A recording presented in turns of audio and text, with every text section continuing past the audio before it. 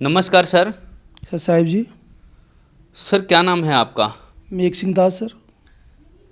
Sir आप कहाँ से आए हैं? गांव सरस, तहसील वैर, जिला भरतपुर, राजस्थान से सर। सर संत रामपाल जी महाराज जी से आपने नाम दीक्षा कब ली?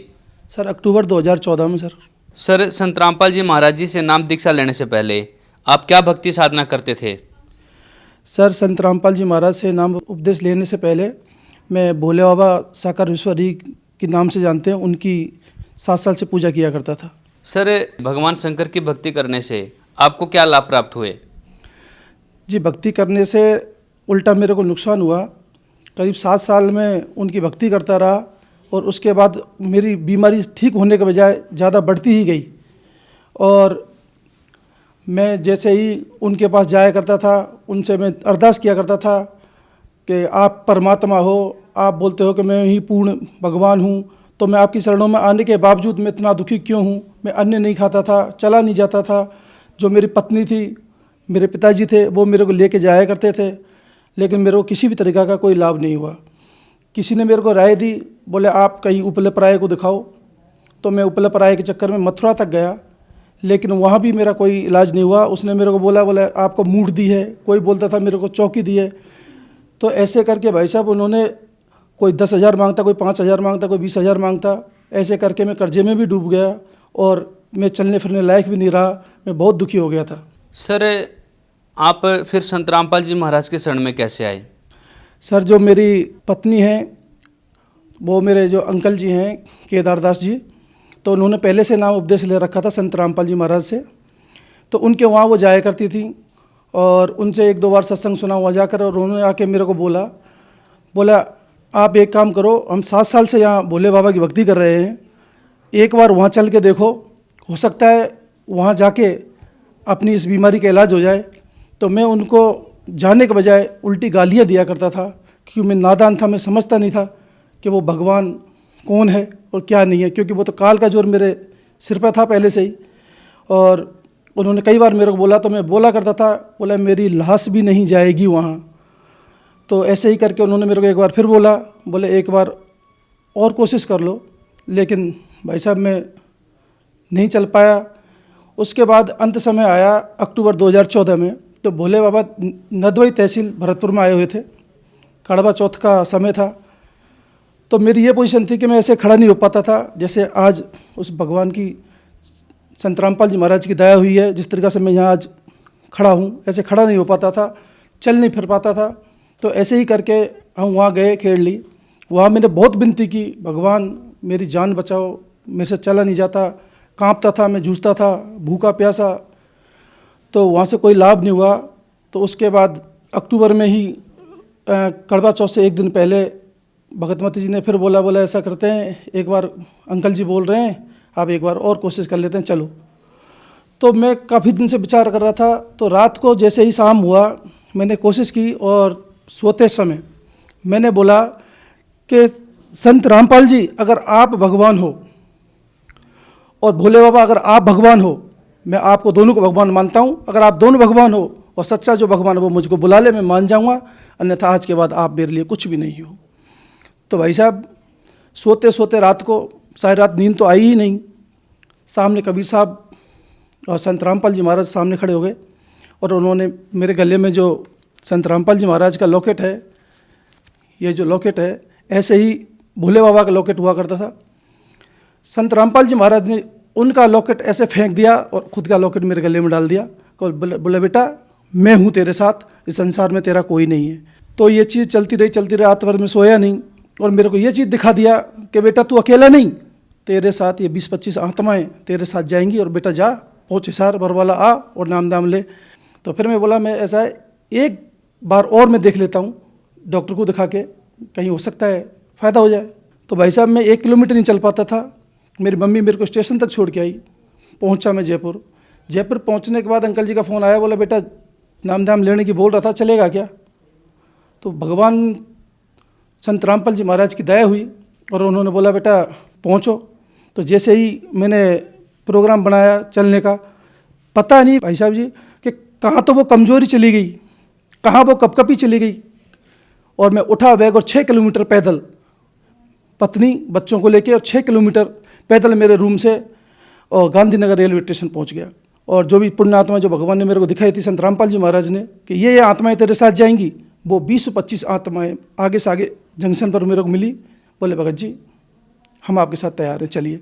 तो मैं ऐसे करके वो मेरे को लेके गए और मैं बरवाला आश्रम पहुंचा, नाम लिया। सर, आप जिस संत को पसंद नहीं करते थे, आपने कहा था कि आपकी मृत्यु हो जाती है फिर भी आप संत रामपाल जी की शरण में नहीं जाएंगे।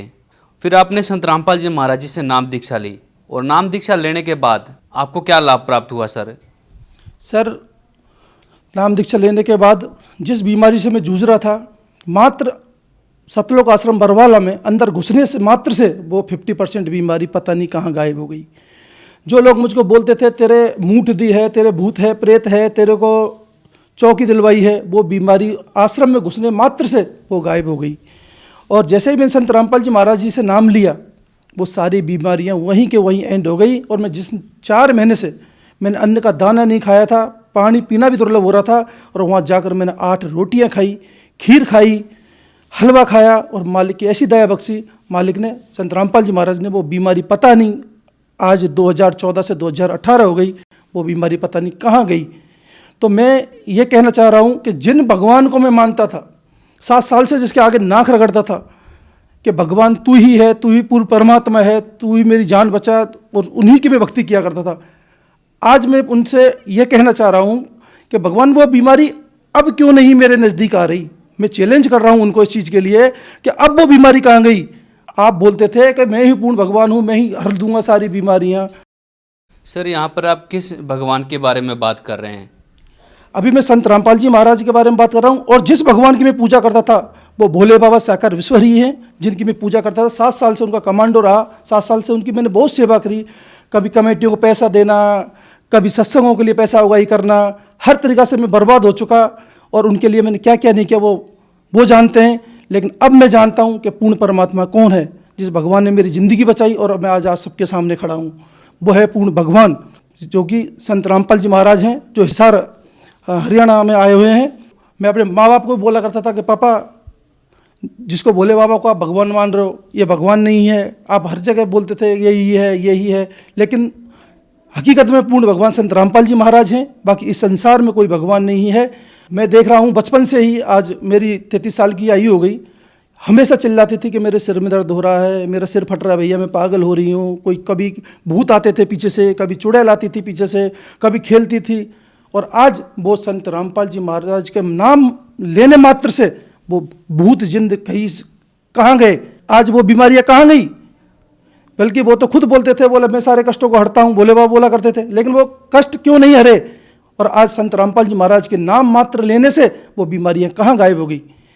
जैसे कि मेरा जो बेटा था, एक ही बेटा है, एक बेटी है, तो उन्होंने भी संत रामपाल जी महाराज से नाम उपदेश ले रखा है, 10 साल का है। तो डेंगू हो गया था जयपुर के अंदर, उनको मैंने दिखाया तो डॉक्टर ने मेरे को बोला कि भाई इसको एडमिट करना पड़ेगा। मैं बोला भाई मेरे पास इतना पैसा तो है नहीं, क्योंकि उस समय नाम लिया था संत रामपाल जी महाराज से, थोड़ा आर्थिक स्थिति भी थोड़ी डाउन थी। फिर भी मैंने कैसे बिना कोशिश करके और उनको एडमिट कराया। 3 दिन एडमिट रहा। 3 दिन के बाद उन्होंने 10-12 हज़ार का मेरा खर्चा बिठाया। खर्चा बिठाने के बाद दूसरे दिन संत रामपाल जी महाराज की पेशी थी, पेशी पे जाना था मेरे को। और मैंने डॉक्टर को बोला भाई डॉक्टर साहब इस बच्चे की छुट्टी कर दो, मेरे को कहीं बाहर जाना है। डॉक्टर बोला भाई इसकी छुट्टी नहीं हो सकती, कम से कम 15 दिन इसको एडमिट रहना पड़ेगा। मैंने उनको बोला भाई साहब मेरे को अर्जेंट है, मेरे को कहीं बाहर जाना है, मैं बच्चे को हॉस्पिटल में नहीं रख सकता हूँ। तो डॉक्टर बोलता है, बोले भाई आप इसमें से हॉस्पिटल से अगर इसको ले जाओगे तो मैं इसकी कोई गारंटी नहीं ले सकता हूँ कि ये बचेगा या मरेगा। और दूसरा आप इस फॉर्म पे साइन करके जाइए कि मैं इसको अपनी मर्जी से लेके जा रहा हूँ, इसके बाद इस हॉस्पिटल प्रशासन की कोई जिम्मेदारी नहीं होगी।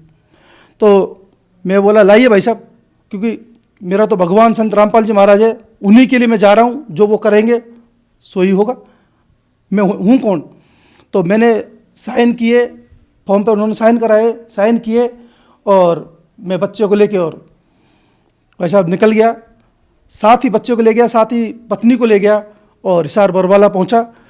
आज वो डेंगू, और उस दिन से आज तक वो डेंगू कहाँ गायब हो गया वो संत रामपाल जी महाराज परमात्मा जानते हैं। उन्होंने कहाँ गायब कर दिया। अभी तक उस बीमारी के लिए मैंने उसके बाद 1 रुपये की दवाई नहीं दी। दूसरा भाई साहब अभी महीने भर पहले, जैसे कि मैं एक ड्राइविंग का भी काम करता हूँ और कैटरिंग लाइन में काम करता हूँ शादी पार्टियों का, तो काउंटर लगे हुए थे। तो काउंटर में से जनरेटर की लाइट आ रही थी और वो प्लग निकल के और काउंटर में टच हो गया, अर्थ फेस दोनों। तो एक लड़का आया मेरे पास, बोला भाई साहब आप ज़रा देखिए ये लाइट कहाँ गुल हो गई। अब मुझे ये नहीं पता था कि वो प्लग निकल के काउंटरों से टच हो रहा है, वो स्टील के काउंटर थे। और मैं जैसे ही अंदर घुसा, ऐसे काउंटर पर हाथ रख के और लाइट ने मेरे को वहीं पकड़ लिया। और जैसे ही परमात्मा ने सतनाम दिया हुआ है, सतनाम का जाप अंदर चल रहा था, और जैसे ही हाथ रखा, परमात्मा संत रामपाल जी महाराज की दया से उस लाइट ने मेरे को ऐसे फेंका, झटका भयंकर आया कि शायद मेरी जगह और कोई होता तो शायद वहीं वहीं मर जाता या जल जाता। क्योंकि आप जानते हैं जनरेटर की लाइट कितनी हैवी होती है, जिसमें कम से कम 30,000 किलोवाट का लोड चल रहा था। और वहाँ उस लाइट ने मेरे को टच से मच तक नहीं किया, कहीं एक निशान तक नहीं पड़ने दिया संत रामपाल जी महाराज ने। और आज मैं पूर्ण रूप से आपके सामने खड़ा हूँ। पहले मैं बहुत कर्जे में डूबा हुआ था। मैं पाई खर्चे के लिए मोहताज था। 20 रुपये किसी से मांगता, 100 रुपये किसी से मांगता था, ऐसे करके मेरा गुजर बसर चल रहा था। आज संत रामपाल जी महाराज की दया से आज मेरे पास पैसा है, धंधा है, गाड़ी घोड़े हैं, घर बार भी है, किसी भी तरीक़ा की कोई परेशानी नहीं। और आज मैं संत रामपाल जी महाराज की दया से स्वतंत्र हूँ और किसी भी तरीक़े की कोई बीमारी नहीं, और रोज़गार पूरा दिया हुआ है भगवान की दया से। सर हम आपसे एक बात और जानना चाहेंगे कि सर कुछ लोगों का ये मानना है कि जो श्रद्धालु संत रामपाल जी महाराज जी से नाम दीक्षा लेते हैं वो अंधश्रद्धा भक्ति के तहत लेते हैं। सर ये बात कहाँ तक सही है? सर ये उनका कहना गलत है, ऐसा कुछ भी नहीं है। क्योंकि जैसे कि मैं आपको पहले बता चुका हूँ भाई साहब कि मैं भोले बाबा के जब जाया करता था, वो थी गलत धारणा। क्योंकि वहाँ एक कमेटी हुआ करती थी, पैसा उगाना करना, और वो बोला करते थे मैं ही एक पूर्ण भगवान हूँ, बोले साकार शरीर की संपूर्ण ब्रह्मांड में सदा सदा के लिए जय जयकार हो। ये क्या चीज़ है आप बताइए, कहीं प्रमाण है इसका? और दूसरा बोला करते थे जो जैसा करेगा वैसा भरेगा। अरे जो जैसा करेगा भरेगा तो आप भगवान किस लिए हो? भगवान पूर्ण परमात्मा इस चीज़ को कहता है क्या कि जो करेगा सो भरेगा? अरे संत रामपाल जी महाराज जो पूर्ण परमात्मा हैं वो तो नहीं करते। उन्होंने तो ये कहा कि बेटा जो पहले किए हुए पाप हैं और आप आज सच्ची भक्ति कर रहे हो तो उनको तो मैं ऐसे मिटा दूंगा। तो वो बीमारियां अब कैसे मिट गई और तब कैसे नहीं मिटी? तो ये लोगों को सोचना चाहिए कि अंधभक्ति नहीं है, ये संत रामपाल जी महाराज द्वारा बताया हुआ पूर्ण ज्ञान है। इसको समझो। जैसे मैं भटका 7 साल, वैसे आप लोग ना भटकें। जैसे मैं कुएं में गिरा, जैसे आप लोग ना गिरें। सर आप भक्त समाज को क्या संदेश देना चाहेंगे?